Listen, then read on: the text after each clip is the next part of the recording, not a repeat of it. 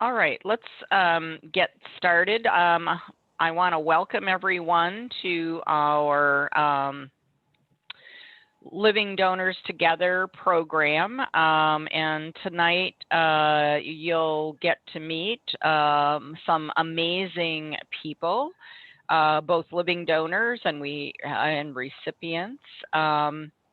You'll have a chance to ask questions and, most importantly, a chance to hopefully network a little bit with each other. Next slide. During the meeting, if you could, some just basic kind of housekeeping types of things there, but we'd love to know who you are. If you are able to, if you will, rename yourself if your name isn't showing, I think it's just kind of great to do that.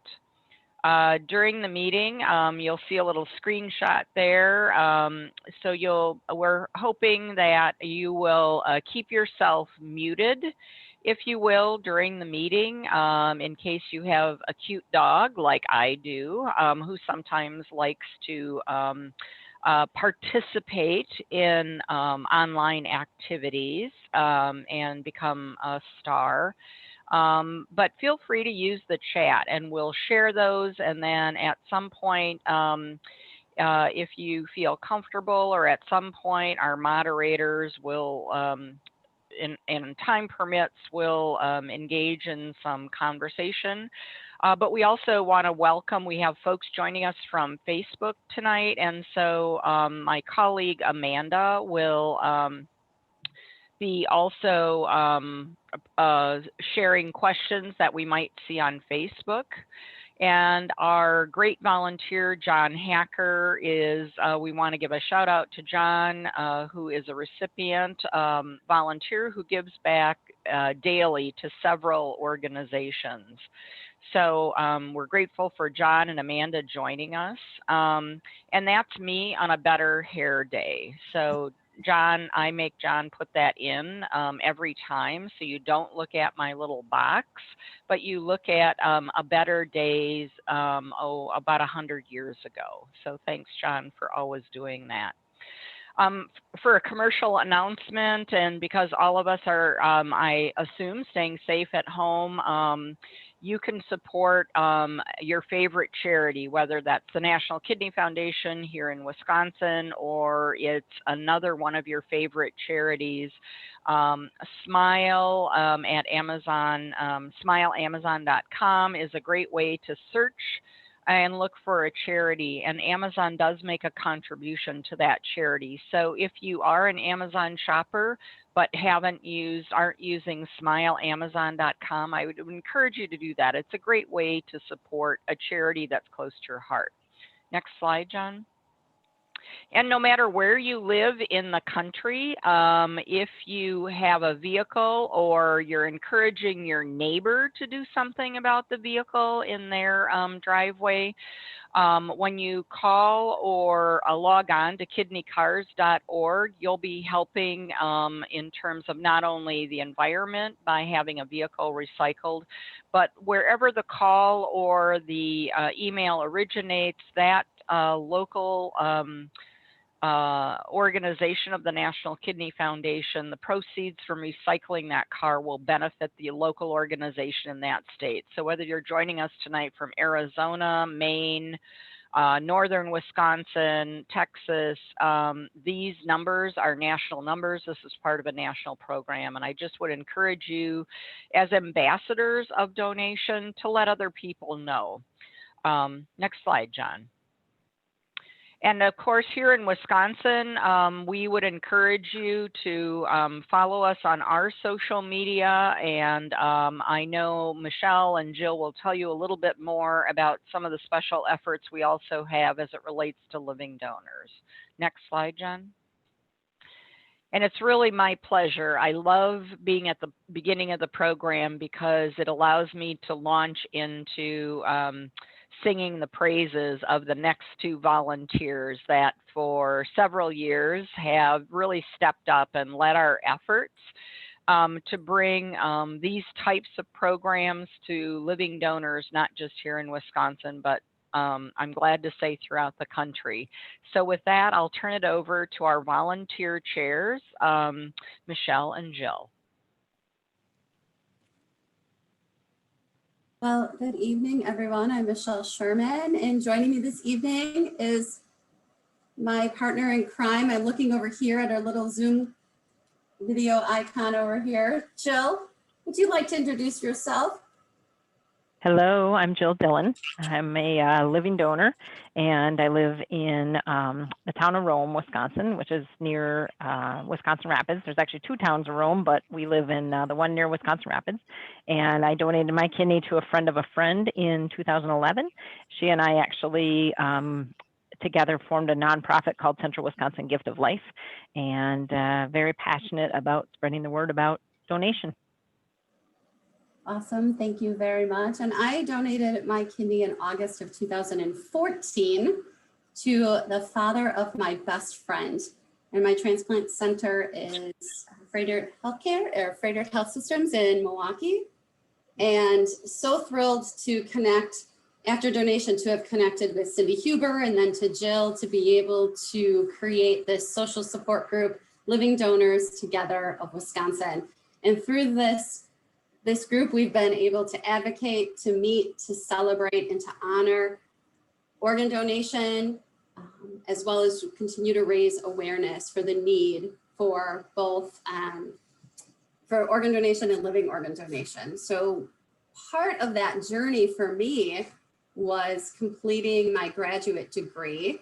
And when I had to decide on a capstone project, it was very easy to create an awareness campaign for living organ donation. And through that, I had the opportunity to meet many wonderful living donors throughout our state and actually our nation. And joining us this evening are three of the fabulous women that I was able to meet as part of that capstone project. So first, thank you for helping me to graduate and check that personal goal, but also for being here this evening.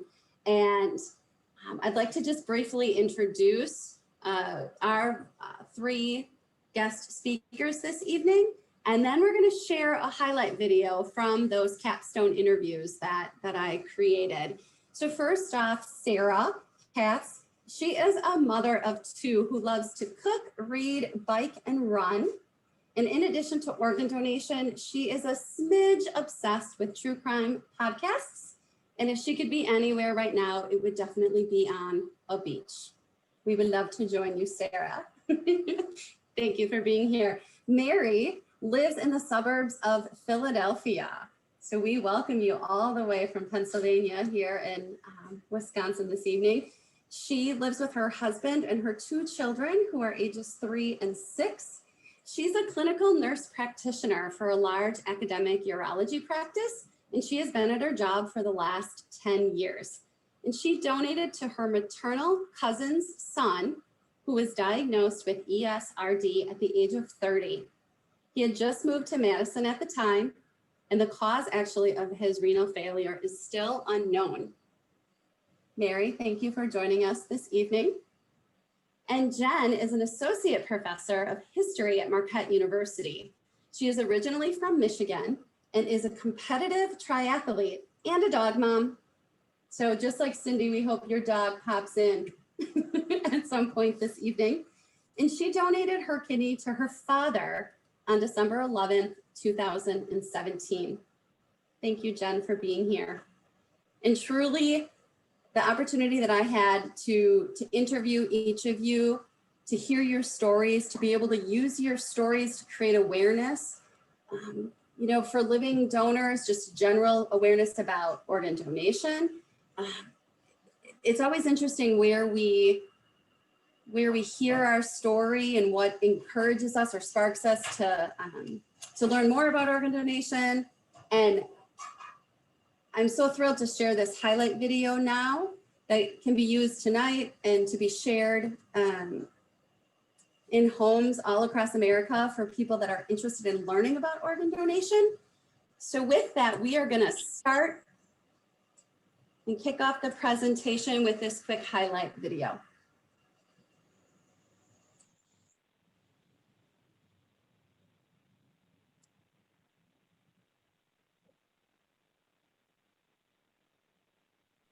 I think you had to say roll 'em, John. Oh, roll 'em, John.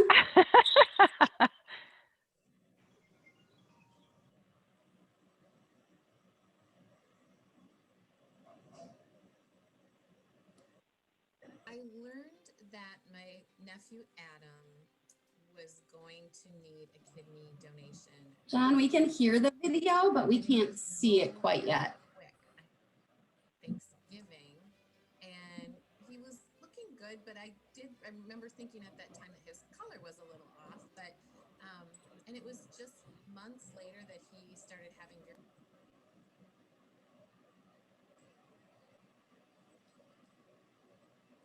Beautiful. Thank you.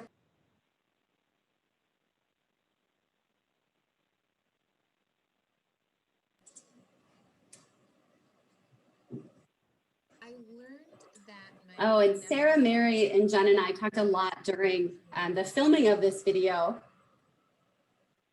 and it was so very quick. that technology difficulties are fun. John, I'm unable to hear the video. I can see Sara, but I'm unable to hear it. Is anyone else experiencing that? I can hear it, but it's very quiet. Yeah, I'm seeing no audio. All right, John, I'm gonna pull this up on my end. If I can share my screen, I'm happy to try it on from my computer if needed. My recipient, his name is Hahri.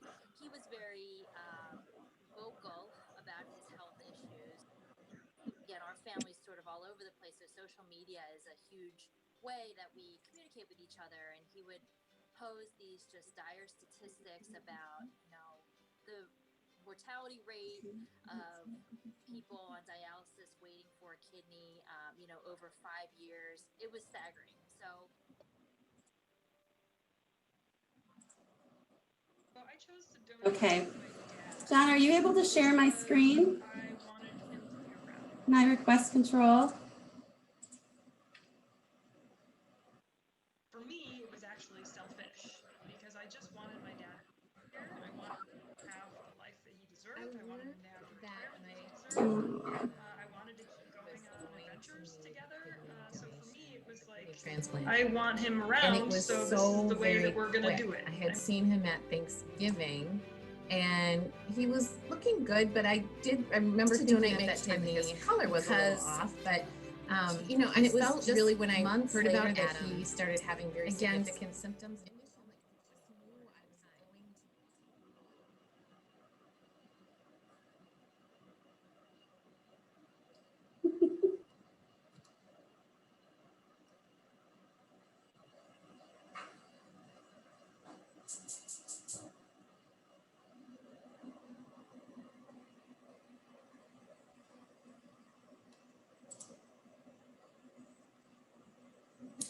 You know what, John?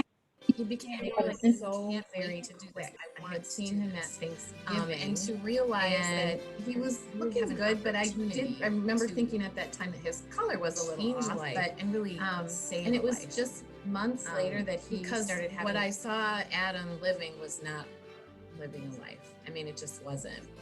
It was kind of existing, and there was great hope as long as I think at this point, John, we can stop the video and roll right into of the presentations, and maybe at the end we come back to try to show this amazing video. And if not, it'll be highly anticipated viewing on Living Donors Together of Wisconsin and the National Kidney Foundation website. So I apologize for that, the joys of technical difficulties, but it's a beautiful video and we look forward to sharing it with you. And with that, I would like to turn over the mic to Sara to begin to tell her living donor story. Thank you, Michelle. And I just have to say, I'm just so happy to be able to be here tonight and to share my story, which I do love to share.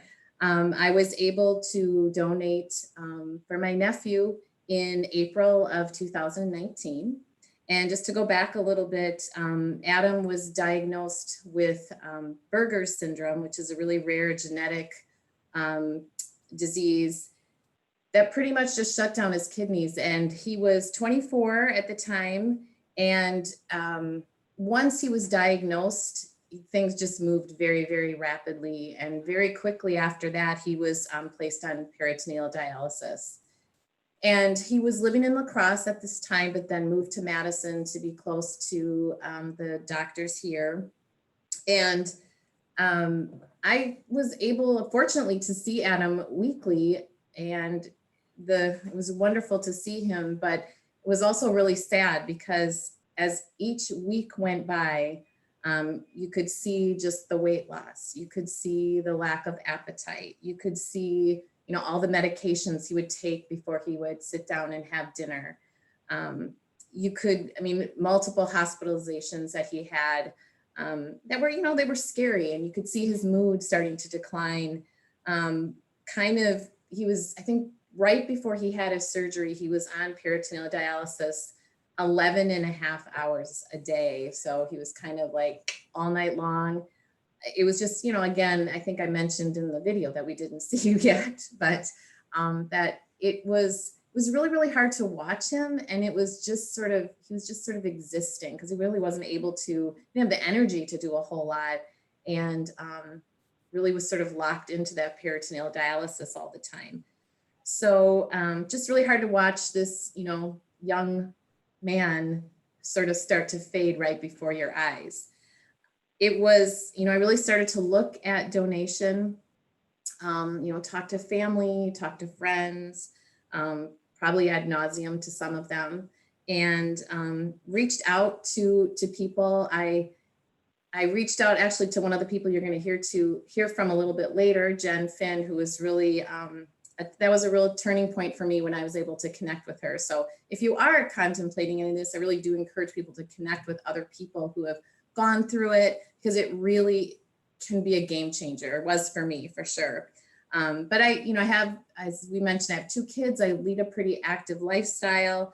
And, of course, it's sort of mixed emotions, if I'm really honest, because you're feeling so bad as I'm watching Adam go through all this. But then there's this little bit like, okay, but how is this going to affect me? And I think, just to sort of say it's okay to walk through those feelings and to uncover them a little bit, because I think you have to kind of go through that process to get to the end point. So I was really able to reach out to people, and I kind of, once I made the decision, I was like ready to do it that day. That afternoon, I probably would have done it. So started my process at UW Hospital, starting with lots and lots of vials of blood. And what that revealed is that I was not going to be a direct match for Adam, which was a little disappointing because, you just really wanted to do that. However, I did pass all my tests and was able to donate, which was very exciting. And that would mean that Adam would get a kidney much sooner. So once I passed, it was sort of waiting to find out who my kidney would go to. And I remember I was on vacation and I got the call from the UW team. And they said, we found a recipient for you. And it was such a happy day. I just remember having tears in my eyes. I was so excited. I was so ready to do this, and just kept myself healthy until the surgery, which wasn't that much longer. And it was also really remarkable just to see even Adam's mood change at that point, knowing like, okay, there's going to be an end point. There's something that I can point towards. So that was really wonderful too. So I think, again, just try to keep myself healthy prior to surgery. And then the day before surgery, just making sure I was following the the protocol that they give you. And I just cannot say enough about the team at UW. Everything is just so, spelled out for you, so reassuring. There was just nothing that wasn't explained to me. So I felt really confident that way. That morning though, going to the hospital I was really, I don't want to say I was excited, but I wasn't really nervous until like right before, when they tell you all the risks of what could go wrong, even though it's a very safe surgery. But then, woke up and I was in my little cocoon and was feeling pretty good at that point. And I spent one night in the hospital. That was pretty much it. I believe my surgeon is quoted as saying that it was like a day at the golf course. That's how my surgery went. So I'm thinking that's a good thing, even though I'm not a golfer. I was in the hospital, had great care at the hospital. I left the next day and went home. I didn't have any narcotics at all. And I would say that first night home was probably the most challenging. I was in a bit of discomfort, didn't sleep very well. It was really hard for me to get comfortable because you can't really like lay on your side or anything. But every day after that just kept getting better and better and better. And you know, it was just kind of remarkable how I was kind of standing like this, and then pretty soon I was like this, and pretty soon I was upright. I think at about 3 weeks, I took my first steps of running again, and just kind of kept building on that. I was walking, I was running a little bit, very slowly, but it was just encouraging to me that I could do that again. And really, at 4 months, I ran my first post-surgery half marathon, and I felt pretty good through most of it. I really feel great. I can't think of anything I can't do now that I was doing before, except take ibuprofen, which really it's not that big of a deal. That's about all I need. I will say once in a blue moon, I really wish I could have one, but otherwise I'm good. I do all the same things I did before. Adam has his kidney, so he is back up to his pre-diagnosis weight. He is able to work out again. He's able to do all the things that he enjoyed, other than what limits us with the pandemic, which is, you know, a whole nother ball game. But he's really looking great. And, you know, I'm sure everyone's probably going to say this, but I would do it again in a heartbeat if I could help someone else. It was, you know, and I think about all the worry I had prior to my surgery. And if I had known how I was going to feel afterwards, I would have not worried even nearly as much, or even contemplated it for more than a second, because they really have this surgery down. You do only need one. I feel super happy. I feel super, just like I'm taking care of my body. I'm probably a little more aware of that, which I think is a great thing. So I would just encourage anyone who is thinking about this to talk to other people. It's just a wonderful thing. And I think it's probably going to be one of the best things I ever do in my life. I mean, it's one of those things, I don't think I go a week that I don't think, I'm so glad I did that. And I see Adam, and that's wonderful. And Adam is my oldest brother's son. And, you know, that was just really special too, to be able to just do that for your family, to be able to do that for people that you just, you know, you really love. And yeah, I don't know, I guess that's really all I have to say, but it's wonderful to see Adam looking so well. And it was a great experience for me. Absolutely wonderful. Thank you so much, Sara, for sharing your story. And I love your photos, and I absolutely want to borrow your sweater for my family photos this year. So thankful that you shared your story, and we are going to hold questions until the end, but I did ask people to start putting their questions for you in the chat, so you can start looking at those and preparing your responses for later. And with that, oh, Harry's name is spelled incorrectly on the slide. Harry, oh, I'm so sorry. We made that change and it didn't make it to final production. We will fix that. We'll fix that moving forward. But with that, please tell us more about your living donor story and your donation to Hahri. Thank you so much for inviting me to tell my story. Like Sara, I'm happy to tell my story to anybody who wants to hear it. It really is one of my proudest moments in life. Hahri is my cousin's son in our family.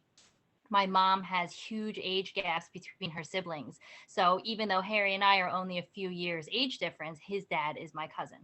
And in our family, though, we have a huge extended family. We have very few O positive blood types.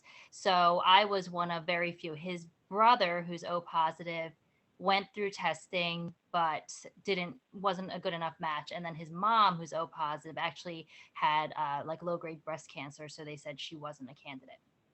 But Harry and I, we grew up like cousins. He lived in Philadelphia until 2014, and then he moved out to LA. While he was in Philadelphia, he was like my favorite restaurant buddy. We would do a lot of fine dining experiences together.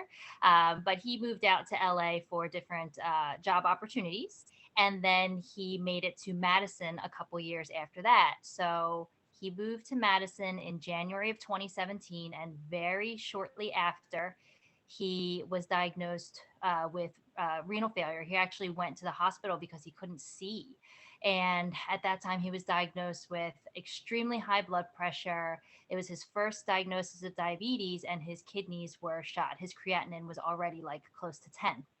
So it's hard to say if it was like metabolic syndrome that caused it. He went through kidney biopsies, and they said it's some kind of autoimmune process, but they couldn't give an exact diagnosis. And after that, I spoke with him on the phone from time to time, but again, it was in the video, but he was very open about what he was going through in social media, and saying, if anybody's out there willing to get tested for me, it would mean my life. So at that time, I was just about to have my daughter, Avery. She was born in March of 2017, so just a couple months after I found out about his illness. And so, of course, that was not a time that I could even consider donation. But time flew by, and he went through utter hell in the meantime. But he, was immediately put on hemodialysis. He failed a few trials of peritoneal dialysis, so he was doing Monday, Wednesday, Friday hemodialysis. Unfortunately, his job is in IT, so he could work remotely. So that was really, really fortunate. So when Avery was around 2.5 years old, this was in the summer of 2019, I started strongly considering it again. And I asked my husband, and, not really for permission, but for support. And he was not really for it. He's also in the medical field. I mean, it's just knowing what could happen and just being worried about me. He came around though, and the process was actually very quick. I went to the UW website, and I guess, I don't know what they call it, applied to be a donor to see if I was compatible with him. And I did that actually, but without letting Harry know. I didn't tell him I was pursuing this until I was contacted by the nurse coordinator at UW. So that was July. Then I flew out to Madison for my compatibility testing in August, right at the end of August. And from that time, it took a few weeks to find out if we were compatible enough. So same blood type, not perfect match in terms of all the antigens that you can have or share, but he also didn't have any antibodies against me. So the transplant committee said that we were compatible enough for a direct donation if we wanted to do that. And that is absolutely what we wanted to do. So in November, I came back out to Madison. I got my in-laws flew in to take care of the kids for a week. And my husband and I went out, did my final set of testing. And it was a question in the beginning if there was some way for me to have my surgery in Philadelphia and fly the kidney out. But the risks with that, and just sort of the logistics, UW was very upfront. They said, we really prefer if I would just come out there. So I did. And it was an awesome experience, pre and post-op. If a restaurant had cheese curds, we ordered it. And, Madison's a wonderful city. We stayed right in downtown Madison at a hotel. So after my surgery, I'm sorry, let me go back to right before surgery. So yes, nervous, anxious, but so excited. The morning of surgery, I was the second case, so they let Harry stay in my pre-op holding area with me and his mom and my husband. We were all hanging out. Thank goodness this was pre-pandemic. And then it's, we said our tearful goodbyes, and anesthesia is wonderful. And I woke up, it was all over.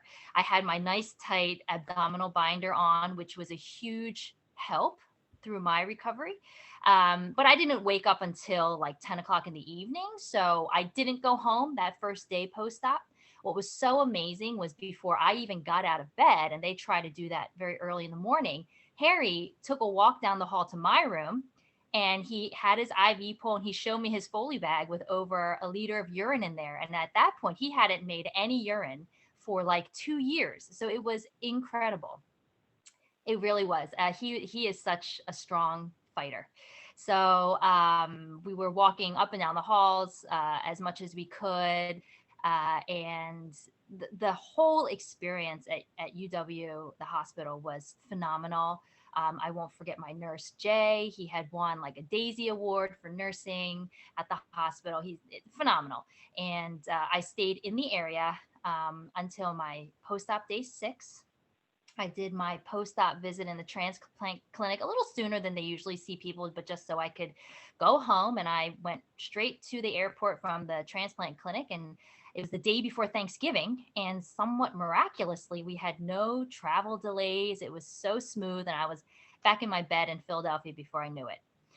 I would say I had the most discomfort post-op, like the second morning I woke up, because I was also avoiding any narcotic medications. So I took 1 dose, but didn't love how that felt. So after that, it was just Tylenol, stool softeners, and taking it really easy. Eating was no problem, but just laughing and coughing for a couple weeks was really, really like sort of took your breath away in that moment. I was able to take 2 weeks off from work. My work is certainly not sedentary, so from when I got home, I didn't have to go back to work for another 2 weeks. So almost 3 weeks total post-op, but I felt great at work. My coworkers really did help to ease me into it. At this point, Harry, again, he had a lot of other medical issues going on at the same time. It's just a godsend that he did not have to go to dialysis throughout all of this pandemic. We had a couple bumps in the road. He had the polyoma BK virus levels were high, so they had to sort of like back off of his immunosuppressants a little bit, but everything is stable now. Still dealing with he was able to discontinue so many medications, which is phenomenal. And again, he's working 100% remotely from home, so he is not coming into contact with anybody throughout all this. My surgeon, the picture there in the middle, was great, Dr. Mesrich. He's a very accomplished man, and he's holding the book he wrote, which is Notes from a Transplant Surgeon. And then in Harry's picture is his surgeon, Dr. Robert Redfield, also quite well known. So just like Sara said, I would absolutely do it again in a heartbeat. I never thought I'd be a part of this like wonderful community of being a living donor. But again, it's one of my things I'm most proud of in life. Being a mom, sure, but lots of people are moms. Not everybody can say they're a kidney donor. And it's something I will always, this experience will cherish it forever. I mean, my husband and I don't get a lot of opportunity to just be with each other 24/7 for like an entire week. So, while I was staying in Madison, we went to the movies, we really enjoyed our time. We walked around the mall. So yeah, for so many reasons, and for being able to spend all that time with Harry and his family, it was wonderful. And I almost wish we could just sort of relive it. But it worked out so well for the both of us. And I think just the success stories are so many. And so I'm so happy to see other people are trying to go through this journey as well. Thank you so much, Mary, for sharing your story and Harry's. And I love that you're foodies and that you found some treats here in Madison, Wisconsin. So thank you for sharing. And I'm seeing all the comments come in about the book, which is on my reading list. So Definitely, folks, check that one out because we keep hearing such positive reviews about it. So thank you for sharing that as well. All right, we are going to transition to Jenn's story and her donation to her father. And it looks like her father, I'm seeing him in the video. Is it Bernie? That's the guy. That's him. So he's here. So we're originally from Michigan. He's still in Michigan. I'm of course in Wisconsin and Milwaukee now. But we had our surgery at Mayo Clinic, so the story is just a little bit different. But just to give you a little bit of background, what you see on that slide there is us after the New York City Marathon in 2014. So we used to do these races together all the time. It started out with me doing marathons and him sort of waiting at the finish line. And then I think at some point he said, well, this is kind of boring. Maybe I'll join in and do some of this myself. So he started walking these half marathons and marathons. So this was sort of a thing that we did together. And this marathon was the last one that we did together. But that didn't have anything to do with his kidneys yet. That was just because I tore my Achilles and a whole bunch of other stuff. But let me just tell you a story about how your kidneys can fail. And I'll try not to be too damaging since my dad is listening. But really, this is kind of basically the oddest story I've ever heard, and it happened to us. So he was trying to get my parents' cat into a crate, and he stubbed his thumb while he was trying to get her out from under the bed. That turned into an infection in his thumb, which eventually turned into sepsis, and that was really awful. But he recovered from the sepsis, although that may have been the sickest that he was during this whole thing. And the problem with that is that his heart was damaged during the sepsis, and so he had to have an aortic valve replacement, which took place at Mayo Clinic. And I don't know, I think that was 2016. I think it was 2015 or 2016. And after that, for about 6 weeks, he seemed to be doing great. And then just all of a sudden, he started having these huge blood pressure dips. Nobody could explain it. Nobody knew what was going on. And then by Thanksgiving, so the surgery was in September, by Thanksgiving, his kidneys had completely failed. And so nobody really knew what was going on. And at the time they were in Michigan, and the doctors did a bunch of tests, and they came back to us really kind of frantic and said, okay, you have something called anti-GBM disease, which is often known as good pastures syndrome. This occurs in 1 in a million cases. It's basically an autoimmune disorder that was probably either set off by the aortic valve replacement or the sepsis that had caused that to happen. And it basically kills your kidneys right away. And sometimes there's also lung involvement, but we were really lucky because there wasn't any lung involvement. But immediately you have to be put on this plasma exchange, and you have to take a chemotherapy drug, and the prognosis, frankly, isn't great. So really what ended up happening is we went through this process where he's on this chemotherapy drug. He was started on dialysis right away. It wasn't clear whether the damage was going to be permanent or not. But then it became pretty clear that the damage was going to be permanent and that there was no function there at all. And this happened so fast. I mean, it was maybe 6 weeks or something. And it was all because of, I don't want to blame the cat, but I kind of blame the cat. So anyway, sorry, I know you guys like the cat, but whatever. At that point, we didn't really know what our options were. Nobody in our family had been on dialysis before. And he was going through this. And honestly, he was on dialysis for a year. He doesn't really remember it very well, which is probably better because it's just not a life to live when you're on dialysis. And, I think it was August. He'd been on dialysis for about 6 months. And I was doing a competitive triathlons over the summer. And I said, can you just let me do this? Like, can I just fill out the form to see if I could be a donor. And he's got this thing where he says, no, I don't want my kid to do this. What if there could be consequences for you? I couldn't ask you to do this. And I kind of said, I'm actually telling you that I'm going to do this. And so he said, okay, fine, fill out the form, but I'm not going to let you do it. And so I filled out the form at Mayo Clinic, and we had chosen Mayo Clinic because he had had previous operations there. They knew his medical history there. And then I said, okay, great. Now I'm going to go and get evaluated. Now I'm going to go and send some blood work in just to see what happens. Where I always sort of had the goal of doing this because I wasn't worried about it. I was ready to do it. I wanted to be the match and I wanted to get it done as quickly as possible because once I decide to do something, it's going to happen now. And so I have a little bit of impatience in me. And so, you know, on November 1st through the 3rd, I went to Mayo. They made me pee a lot to see how things were going in there. And as it turned out, we were essentially a direct match with the blood and the antigens. And I said, great, we're doing this. We're doing the thing now. And by that time, he had done a little bit of research. He had asked some doctors, you know, what are the risks to me? They told him that nobody's ever died on the table at Mayo when they're donating a kidney, and I think that was enough.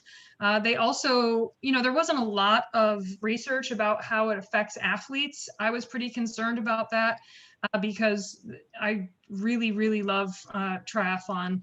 And so I did a little bit of research on my own. There are much better resources now about this, particularly through this organization called Kidney Donor Athletes. That has a lot of stories associated with athletes who have done this and really recovered quite well. And so once I figured out that that was going to be fine, I was like, let's just do this and let's do it as quickly as possible. Because we too tried peritoneal dialysis and that was just a disaster. That just didn't really work at all.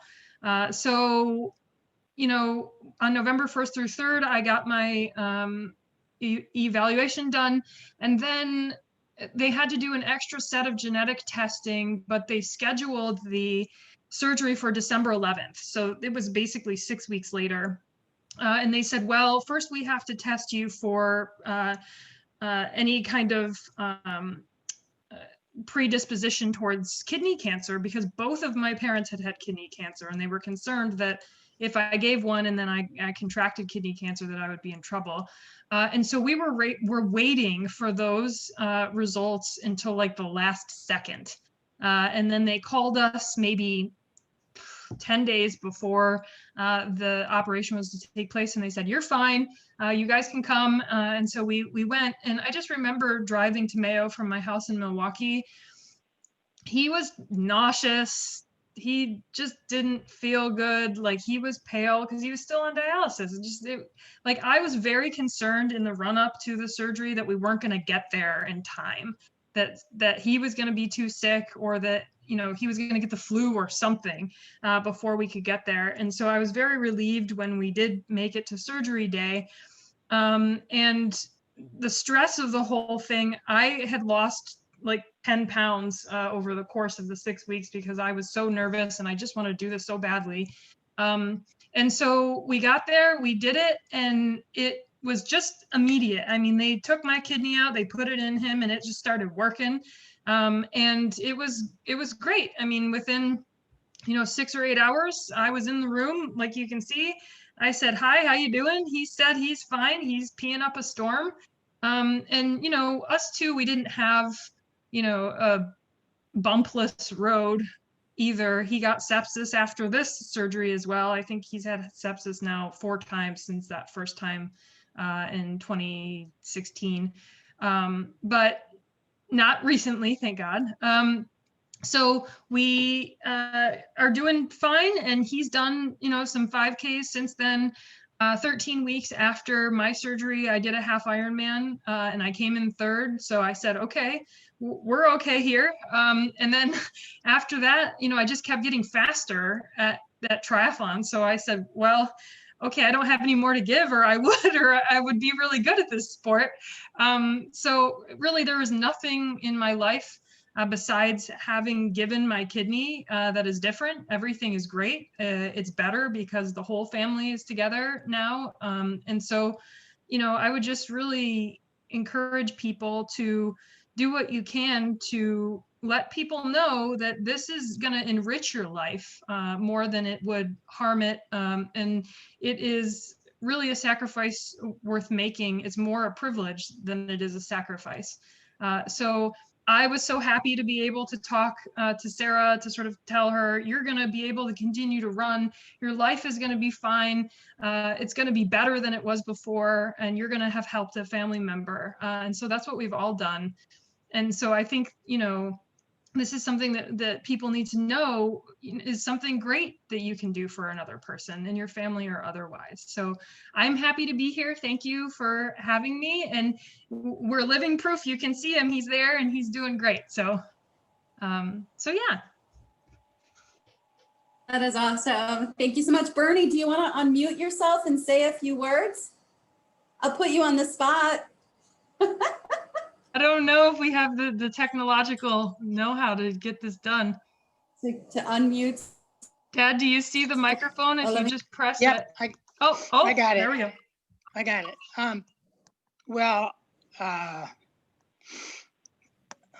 I was probably more stubborn than she made out. I had this thing about, you know, no reasonable parent would expose their child to an unnecessary surgery. She kept after me. She talked to her mother first, and her mom said, "Your dad's never going to agree to it. Forget it. He's not going to do it." But eventually, actually, Jenn set up the surgery before she told me that we were going to do it, and said, "I'll see you at Mayo on December 11th. And so that's where we showed up. There have been bumps in the road. We had, Jenn has an older sister, and we have another daughter, and I had to make it clear to Jenn that both of my girls are going to be treated the same no matter what. There's aren't any favorites in our house. But I can tell you that someday you should try saying no to a kid who's donated a kidney to you, because it's impossible. But Jenn has never taken advantage of that. You know, we always had a special relationship, and now we have an even more special relationship. I would have been proud of her if she had done it for someone else, but she did it for me. And I'm 3 years post-transplant and hitting the ball hard every day and doing well and taking your medications on time. She calls me all the time to make sure that I take my you'd think she has an investment or something in me, but yes, I take my medicine on time. I go back to Mayo when they tell me to come back, and they've been great. And and every day is a gift for sure. Love that. Thank you so much. Okay, yes, sweetie. Thanks for jumping in while we put you on the spot to share more. I'm so glad that you could be here this evening. I've talked with Jenn and seen this photo of you two in your race, and the smiles just light up my day. And so I'm so glad to see you here. And I believe my partner in crime, Jill, has something to say to Bernie before we jump into questions. Okay. Hey Bernie. So before I came to this meeting today, I actually had on my Ohio State pullover. Oh. My son goes to Ohio State. Even though I live in Wisconsin, I get grief all the time about it because I donated at UW, of course. So I get grief about my Ohio State allegiances, but you know, most of my money goes there. And Michelle made me change into a National Kidney Foundation shirt. And so I just had to say that I see you're a Michigan fan. We obviously have a huge rivalry, but I'm always happy every time a Michigan fan gets a kidney. So congratulations. Well, that's great. Except we've lost 15 times in a row to Ohio State, and I'm looking forward to breaking that record this year. Okay. Well, good luck. I'm just happy we're playing football. Yeah, that's for sure. Thank you for your kind remarks. Thank you. You're welcome. I see a little kidney watch party coming on one of the Saturdays here, right? Oh, this has been so fun. We are going to jump into a couple of questions here. So I am going to start. I'm going through the chat pane here. And Sara, we're going to start with you. I think. Where is that first question that I have to scroll back up? There's been some comments here. All right. So for Sara, we have a couple questions. How long was it between your donation and Adam receiving his kidney? And then again, when did Adam get his kidney after you donated? Okay, I gave my kidney in April of 2019, and Adam received his kidney in September of 19, which we actually thought it would be a little bit faster because, you know, once we just kept thinking, this could be the week, this could be the week, this could be the week. But part of the problem was that Adam was so young. He was only, he was like 25. So they were working very hard to get a very, very good match for him. And so they took a little extra time just making sure they had the closest match that they could get for him, because more than likely, because he is so young, he'll need another kidney donated to him in his lifetime. So we're hoping that this one lasts really, really long. But he, like I said, he's doing well, and it was just a great, his surgery went really well, and he's doing great. And when my kidney went to this person in New York, literally they said they put it in it, like within seconds, it was like making urine, and they were like cheering in the surgical room because it was just like that. So it's just so exciting. And the first time Adam came over to our house after his surgery, kind of similar to, I think, what Mary was saying, is I remember he went to the bathroom for the first time in our house, and we all like cheered because we're like, he hasn't gone to the bathroom in our house like ever. So it was just like, it's just a party when someone gets to use your bathroom, I guess. So it's been great. Love it. And there was also a question if you had the opportunity to reach out to your recipient. I have not heard from my recipient in New York, no. But I think about the person all the time, and I hope they're doing well. Absolutely, absolutely. There is still time to ask your questions in the chat here within Zoom. Cindy or Amanda, did anything come in on Facebook Live? I see we currently have 4 eyes that are live watching us from Facebook. No, I have not. No one has asked any questions on Facebook yet. Anyone is free to unmute themselves and ask a question of Sara, Mary, or Jenn, or Bernie, for that matter. I was just going to make a comment. I know that Michelle mentioned Dr. Josh Mesrich's book that I had commented on. I know Sarah Hicklin had commented on it as well. Mary's Surgeon. It's a fantastic book, When Death Becomes Life, Notes from a Transplant Surgeon. And I'm sure he probably autographed it for you, Mary, huh? Yeah, he's a neat guy. I had I do some speaking for UW, and I'll tell you, if they ever ask you to speak and they ask you to speak after Dr. Josh Mesrich, do not agree. The guy's hilarious. Very, very tough to speak after because he's just an amazing guy. But yeah, read the book. And, Mary, I'm glad that you came up to donate at UW and got to discover Madison and cheese curds and all that fun stuff we have here in Wisconsin. I'm really impressed at how much you were able to, you must have been feeling really good after surgery. Obviously you spent time, walking around the mall and all that, you said? Absolutely. By like, so that the first day home, so it was post-op day 2. I definitely didn't want to do much. I was laying on the couch in the hotel. I would say by post-op day 4, I was feeling great, and I still had a couple more days left in Madison. So we didn't just sit around in the hotel. It was like the weather was like sort of unseasonably warm at that time too. And another thing about Dr. Mesrich, I didn't get to meet him until I was in pre-op. I guess that happens a lot with surgeons, but I was so at ease. Like I trusted him entirely. I wasn't nervous about a thing. So they really have a way of doing things right at UW is awesome. Totally agree.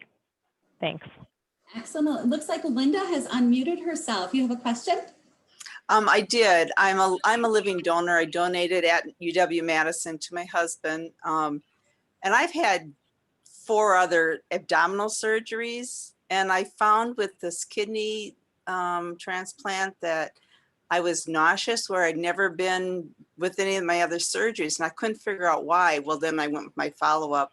My surgeon told me it was because they pumped air into me to get to the kidney better. And I just wondered if anybody else had that reaction. I mean, it went away within a day, but I'd never had it before. So I just wondered if anybody else had that reaction. I had the same, Linda. In fact, I had so much gas pain for about 2 weeks afterwards, kind of unusual, up into my shoulders and everything. And yeah, I was nauseous as well, and I'm not usually like that. I also think for me, it was the morphine. I actually had cervical cancer a few years later, and when I had that taken care of, I actually asked for an epidural as opposed to the morphine, because I don't think the morphine helps in that situation, but I think the gas, the air that they pump in there, and I found out that I should have walked a lot more. So yeah, I agree. I had the same thing. Yeah, and I found that my husband did get up. The gas pain was so bad, and it lasted for weeks afterwards. They told me days, and it was weeks. But it's okay. It was fine, but it was really very painful, and it was up into your shoulders as well. But it didn't give me nausea. I didn't have that. Excellent. Thanks everyone for sharing. We have a wonderful update that our good friend Sara Hicklin is going to share with us this evening about advocacy in ways that we can continue to get involved, stay involved, and raise awareness and support for organ donation. And so please stay on the line with us here for a little bit longer. You can still type in any questions for our guest speakers, and we will ask those after Sara shares more with us here. Thanks, Michelle. Like Cindy, I have to say that picture of me is a little bit better than the live picture. I had a walk in the rain this evening, so didn't have time to spruce up. If you could move to the second slide, thank you. The 116th Congress started in January of 2019 and unfortunately will end in January of this coming January. That means that the 2 bills that we have that are very important in terms of kidneys are probably going to, air quote, die in committee. Because these bills, if you remember from Schoolhouse Rock, the bill has to go from committee to the full House, and then both chambers of Congress, Senate and House of Representatives have to combine the bill, and then it finally goes to the president. And the odds of that happening in the next couple of months are slim to none. So we have 2 very important bills.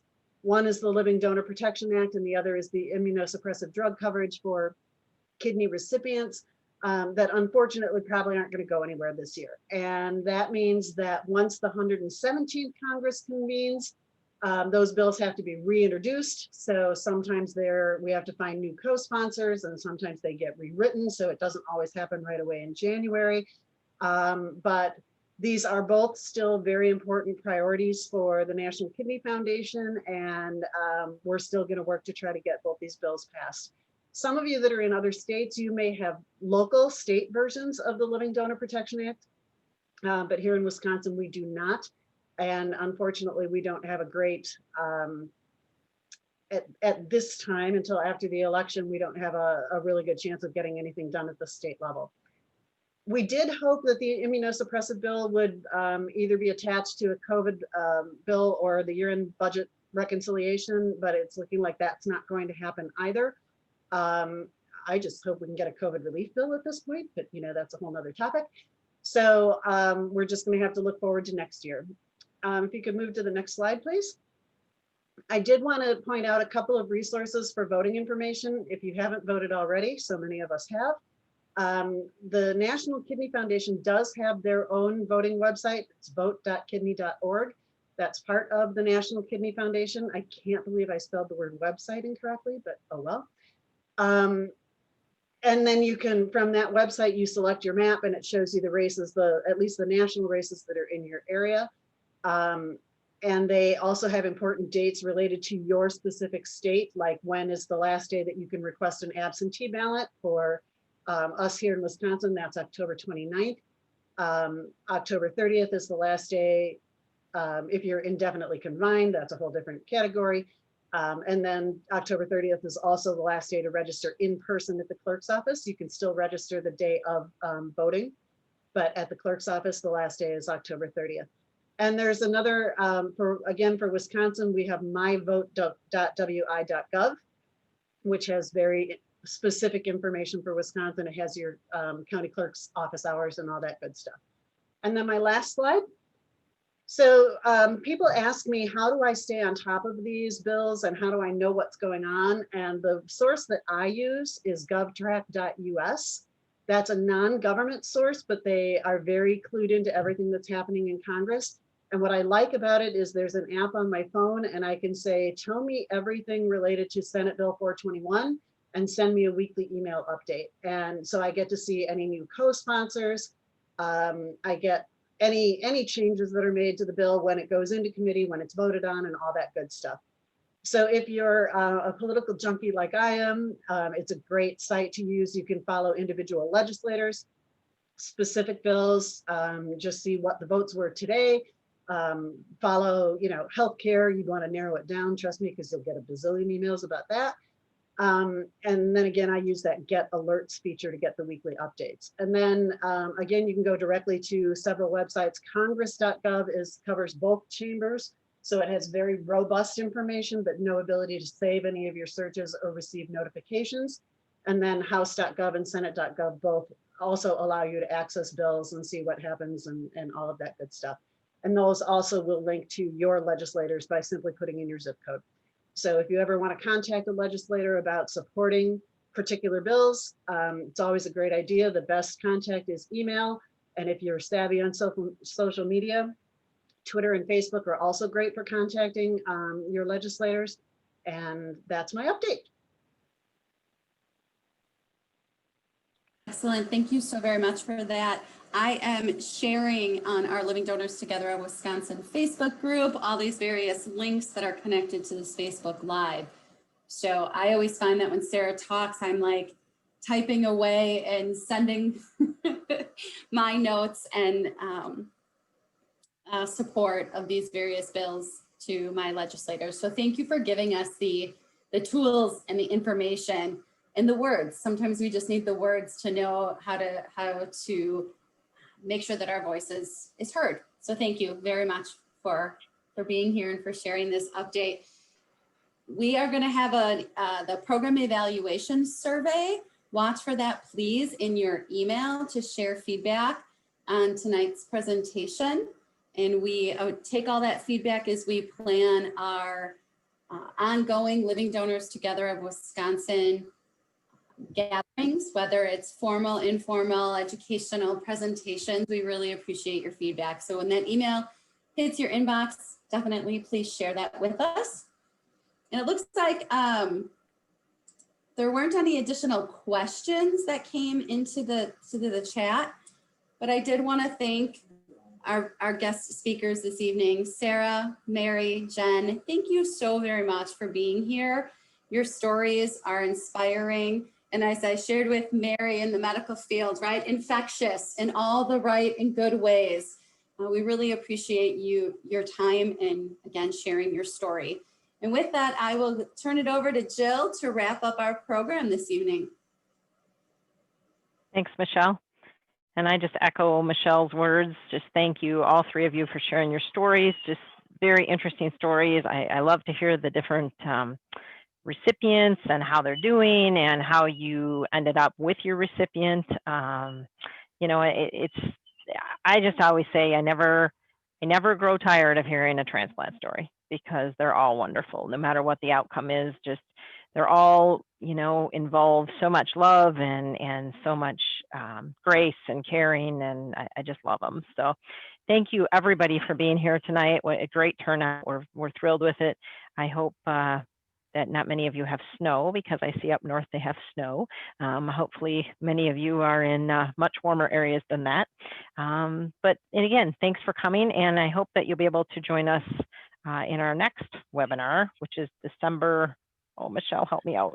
December. No, we're in January, Jill. Oh, I'm sorry, January. Yes. No, we have one more next month. I'm sorry. November 20th.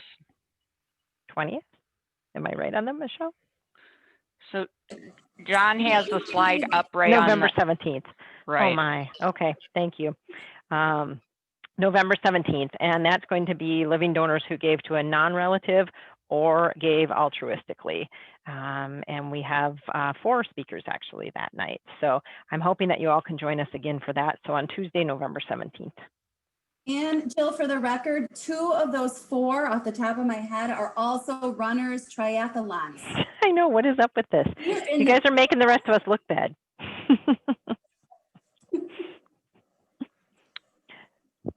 And I think one of the ways, Michelle and Jill, and Sarah, if you agree with me, like nod up and down, but I think one of the ways that anyone that's on tonight's program can also help is to let other people know about these programs, as well as the Facebook group that you have, which is private. But I'm really excited and want to give a big shout out to Sara Hicklin, Jill, and Michelle, because we already have our first quarter of the new year planned, and the dates you can see on your screen right there. And Michelle, I don't know if you or Jill want to highlight any of the themes of those programs, but Sure, absolutely. Again, the idea of living donors together in Wisconsin is a place for us to gather and connect and share our stories and get inspired and get involved. And so we looked at present time, we looked at opportunities to really get involved. There was an opportunity for us to do some informal and formal in Q1 of 2021. January 19th will be a program of living donors sharing their story and the gift that they gave to someone that they knew, so a non-relative. The 16th of February, Cindy's always so creative, and she was like, a Valentine's Day social, right? Like, I was like, okay, we're visiting treats and hearts and all the all the flair and the fun. So February 16th is really a chance, more informal, for us just to chat and get to know more about each other, especially in these times where we will be more homebound than ever before.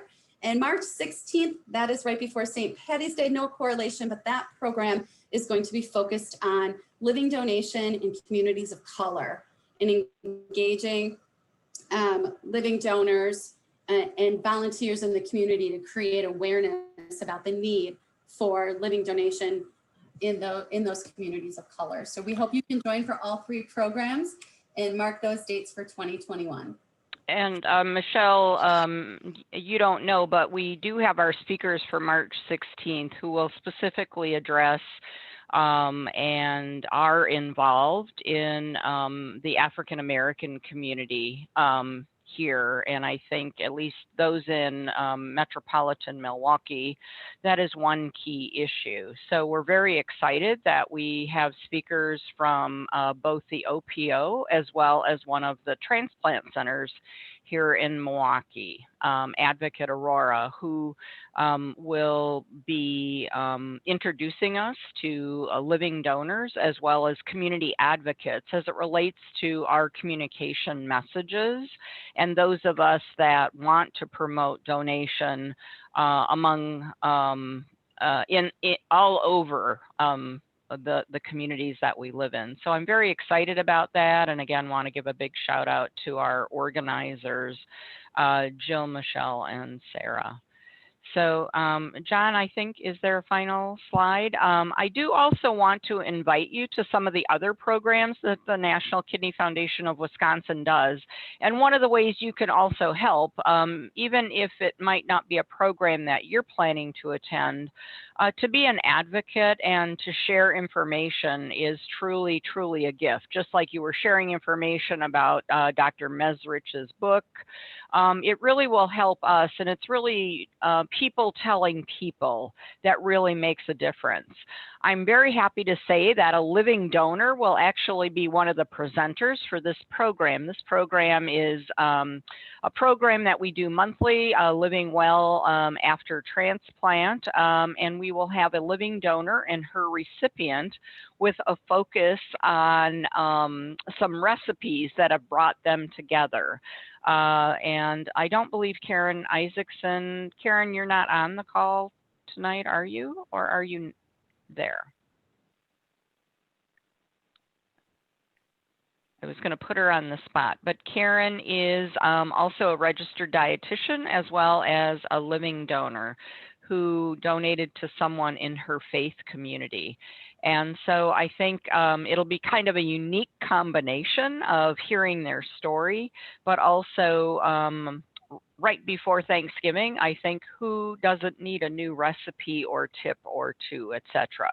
So again, those of you that are living donors, please invite maybe your recipients or other family members to join us and to spread the word about that program. Next slide, John. Oh, I think John's going to try to queue up the video as an ending point.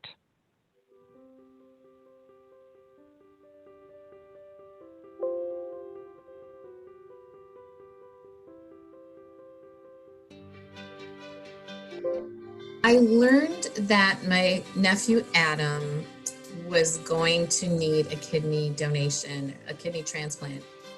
And it was so very quick. I had seen him at Thanksgiving and he was looking good, but I remember thinking at that time that his color was a little off, but, and it was just months later that he started having very significant symptoms, and he was only 24 at the time.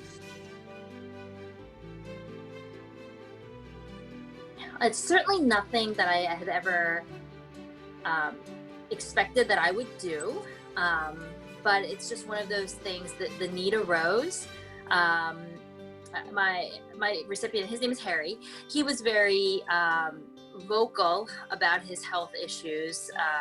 Again, our family's sort of all over the place, so social media is a huge way that we communicate with each other, and he would pose these just dire statistics about, the mortality rate of people on dialysis waiting for a kidney, over 5 years. It was staggering. So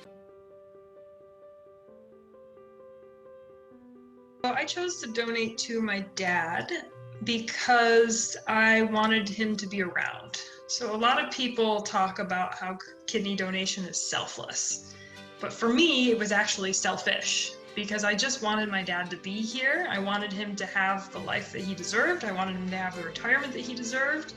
I wanted to keep going on adventures together. So for me, it was like, I want him around, so this is the way that we're gonna do it.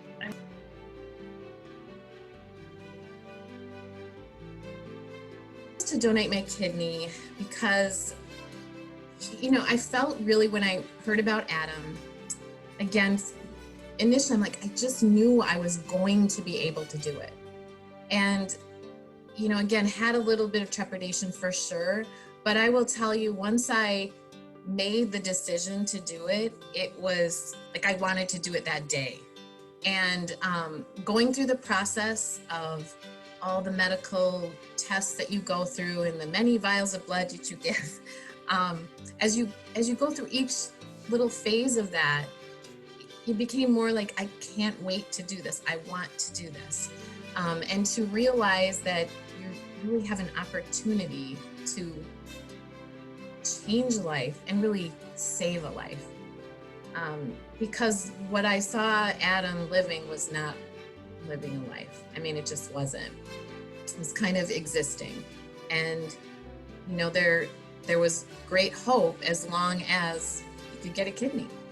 So I felt very, really fortunate that I was, you know, strong enough and healthy enough and supported enough by many people to do it. They have this down. And while it is still surgery, and while it is still really there's always risk, but it's such a good surgery. I mean, you really, I always say hashtag, you only need one, like you only need one. That team is just so solid, and I'm sure other transplant teams are the same, but I felt so safe. I really felt. I have a very serious discussion with all my family members. I do have young children.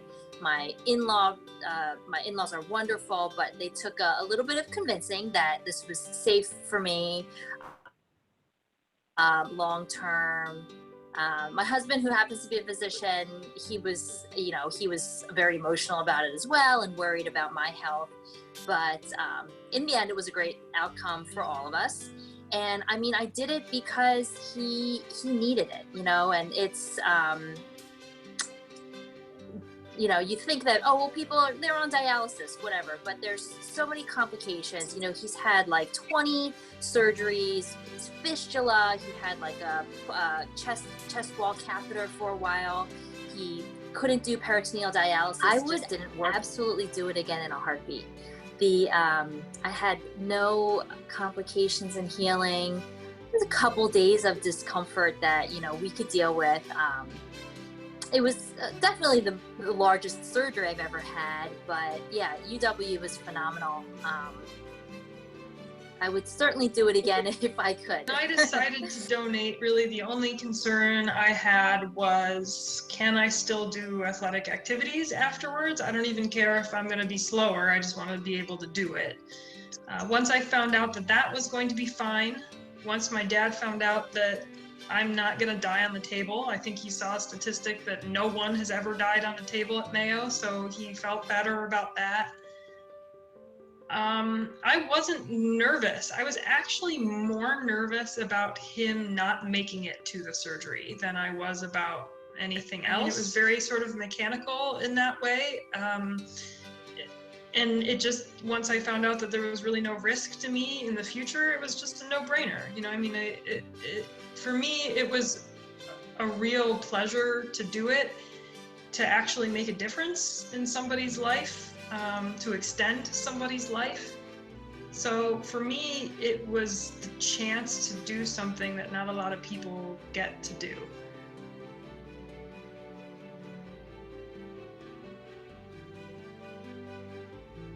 I really can't say other than, like I said, I just feel like it's one of those things that I've done in my life that, like, it could be the biggest thing I've ever done. And it's a great feeling to know that you saved a life. And when I woke up from surgery and talked to my surgeon, he said, you know, think of yourself and looking at a burning building. And he said, and there's people in there. And he said, you just saved 3 people. He said, you just got your nephew a kidney, you're donating to someone you don't even know, and you're taking someone off the registry. So that opens it up. And he's like, you just saved 3 people's lives. So, you know, that's a pretty incredible thing to carry around for the rest of your life. In my life, I have been generous in other ways, you know, with my friends.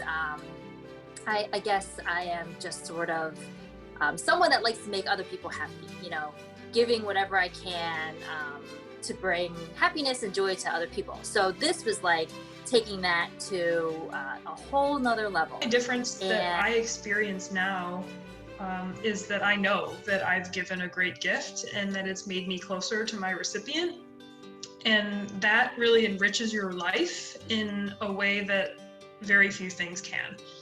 So I think, you know, this is a privilege that we can give and receive, and it only makes us better. I mean, nothing in my life is worse because of it. So I would really recommend it. I mean, now I signed up for stem cell donation. I looked into liver donation. It's kind of like, you know, a tattoo. Like you just think you're gonna just get one and then you can't stop.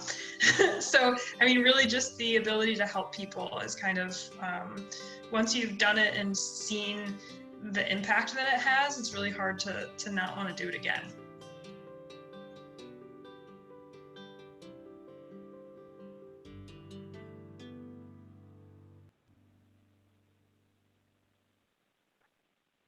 Well, thank you all for coming.